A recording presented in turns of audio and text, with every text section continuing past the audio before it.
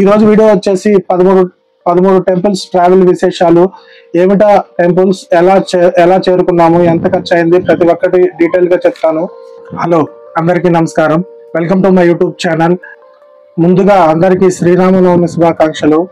అలాగే ఈ రోజు వీడియో వచ్చేసి 13 క్షేత్రాలు దర్శించుకున్నాను. అలాగే 13 టెంపుల్స్ దర్శించుకున్నాను. ఆంధ్ర మరియు తమిళనాడులోని కొన్ని పుణ్యక్షేత్రాలు, ఆంధ్రప్రదేశ్ అంటే రాయలసీమలోని కొన్ని పుణ్యక్షేత్రాలు, అదేవిధంగా తమిళనాడులోని కొన్ని పుణ్యక్షేత్రాలు. మండే నైట్ ఎక్కి ట్రావెల్ బస్సు, మండే నైట్ ఎక్కి ఫ్రైడే మార్నింగ్ ఇంటికి వచ్చాము. 3 days కంప్లీట్ జర్నీ, 3 days బస్సులోనే. అలాగే ఈ ట్రావెలింగ్ కి బడ్జెట్ ఎంత అయింది, ఎలా టెంపుల్స్ విజిట్ చేసాము, ఎన్ని టెంపుల్స్, ఎక్కడెక్కడికి వెళ్ళాము, అన్ని ఈ వీడియోలో కంప్లీట్ గా చెప్తాను. ఈ వీడియో చివరి వరకు చూడండి.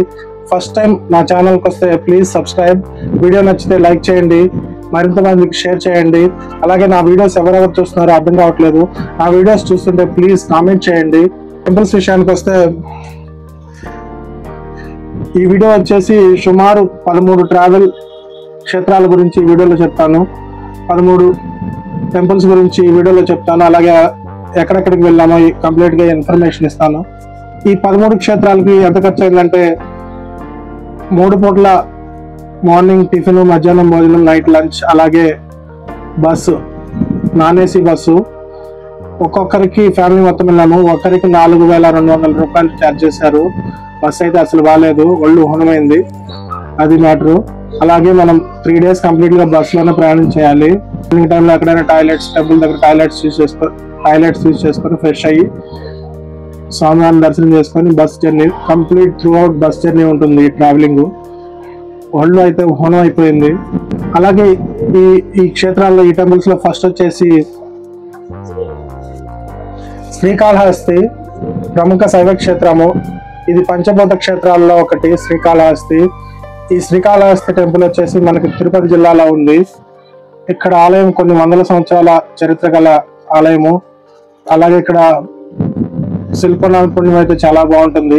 నెక్స్ట్ వచ్చేసి శ్రీకాళహస్తికి పక్కనే ఉన్న నారాయణవనం.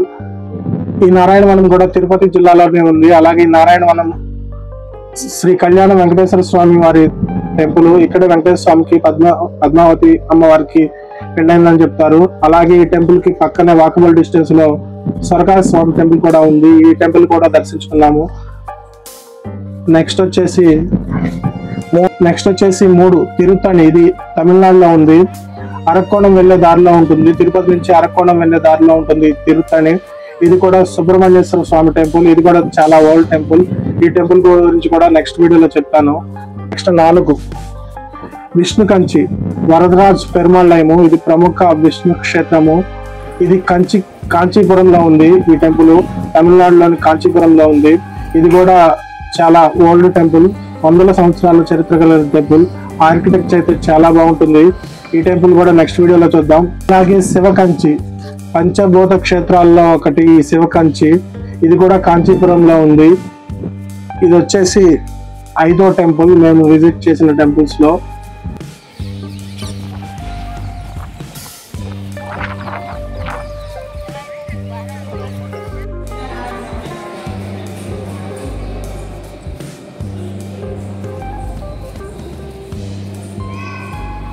నెక్స్ట్ వచ్చేసి కంచి కామాక్షి అమ్మవారి టెంపుల్. ఈ టెంపుల్ కూడా కాంచీపురంలో ఉంది. కాంచీపురం అంటే టెంపుల్ సిటీ అని కూడా పిలవచ్చు. కంచి కామాక్షి అమ్మవారు మనకి అష్టాదశ శక్తిపీఠాల్లో ఒక అమ్మవారు, ఒక శక్తిపీఠము. ఈ టెంపుల్ ఆర్కిటెక్చర్ కూడా చాలా బాగుంటుంది. ప్రతి ఒక్క వీడియో నేను డీటెయిల్ గా ఎక్స్ప్లెయిన్ చేస్తాను. ప్రతి ఒక్క వీడియో అక్కడ వీడియో షూట్ చేశాను. ప్రతి ఒక్క వీడియో చరిత్ర గురించి, అలాగే అక్కడ ఆలయ విశేషాలు అన్ని తెలుసుకుందాం. వీడియో చివరి వరకు చూడండి. నెక్స్ట్ వచ్చేసి అరుణాచలం. అరుణాచలం మన తెలుగు రాష్ట్రాల్లోనే కాకుండా మన దేశంలోనే ప్రసిద్ధిగాంచిన శైవ క్షేత్రము. ఈ అరుణాచలం టెంపుల్ కూడా విజిట్ చేశాము. అలాగే గిరి ప్రదక్షిణ, లింగాల టెంపుల్స్ కూడా దర్శించుకుందాం. నెక్స్ట్ వచ్చేసి 8 కాణిపాకం, ప్రముఖ వరసిద్ధి వినాయకుని టెంపుల్. ఈ టెంపుల్ బావిలో వెలిసి ఉంది. ఈ టెంపుల్ చిత్తూరు డిస్ట్రిక్ట్ లో ఉంది.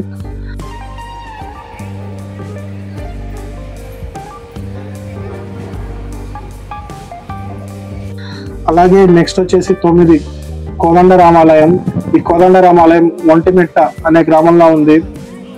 కడప జిల్లాలో ఉంది ఈ టెంపుల్. ఇది కూడా చాలా ఓల్డ్ టెంపుల్.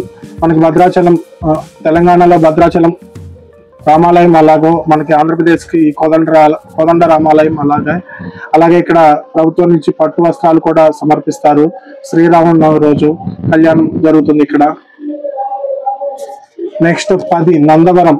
ఈ నందవరం బనగాన మండలం అనే పట్టణంలో ఉంది. ఇక్కడ శ్రీ చౌడేశ్వరి మాత టెంపుల్ ఉంది. ఇక్కడ శ్రీ చౌడేశ్వరి మాతాదేవి టెంపుల్. ఉగాది తర్వాత ఇక్కడ సంబరాలు చాలా బాగా చేస్తారు. మాస్ జాతర అని చెప్పుకోవచ్చు. ఈ వీడియో కూడా చాలా డీటెయిల్ గా చూద్దాం.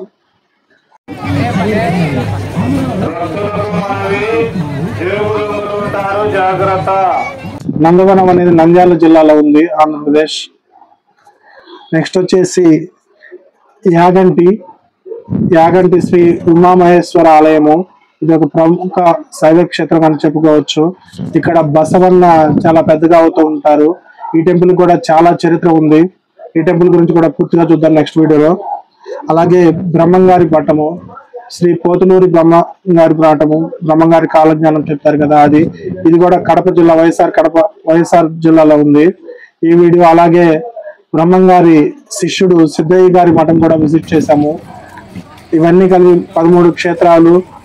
ఒక్కొక్క క్షేత్రం గురించి, ఒక్కొక్క టెంపుల్ గురించి, అక్కడ ఉన్న ఆలయ విశేషాలు, అలాగే ఎక్కడి నుంచి ఎలా ట్రావెల్ చేయాలి, మాకైతే ఎంత ఖర్చు అయ్యింది, ప్రతి ఒక్కటి డీటెయిల్ గా ఎక్స్ప్లెయిన్ చేస్తాను నెక్స్ట్ వీడియోలో. అలాగే అక్కడ ఆర్కిటెక్చర్ అయితే చాలా బాగుంటుంది. బాగా తీశాను వీడియో చూడండి. నెక్స్ట్ 13 టెంపుల్స్ గురించి ప్రతి వారం ఒక్కొక్క వీడియో వస్తుంది. నా ఛానల్ సబ్స్క్రైబ్ చేసుకోకపోతే సబ్స్క్రైబ్ చేసుకోండి. చాలా ఇంట్రెస్టింగ్ అండ్ మన భారతీయ శిల్పకళా సౌందర్యం గురించి ప్రతి ఒక్కటి చాలా బాగా చక్కగా తీశాను. ప్రతి ఒక్కటి చూపిస్తాను, చూడండి. వీడియో నచ్చితే లైక్ చేయండి. సబ్స్క్రైబ్ చేసుకోకపోతే ప్లీజ్ సబ్స్క్రైబ్ చేయండి. వ్యూస్ వస్తున్నాయి కానీ చూస్తున్నారు కానీ 95% సబ్స్క్రైబ్ చేసుకోవట్లేదు. సబ్స్క్రైబ్ చేసుకుంటే నాకు మరింత బూస్ట్ వస్తుంది. Thank you. నెక్స్ట్ వీడియోలో కోదండ రామాలయం గురించి, ఒంటిమిట్టలో ఉన్న కోదండ రామాలయం గురించి చూద్దాము. అక్కడ అలాగే కళ్యాణం కూడా జరుగుతుంది. చాలా బాగుంది అక్కడ లైటింగ్ వెలుతురులో.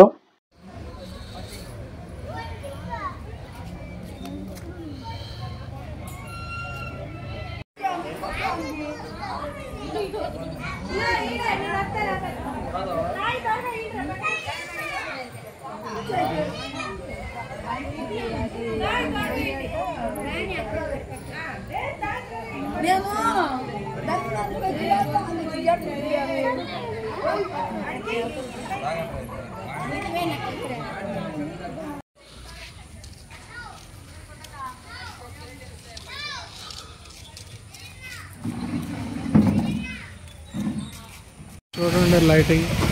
తిరుమల తిరుపతి దేవస్థానము, శ్రీ కోదండ రామస్వామి వారి ఆలయం చాలా బాగుంది.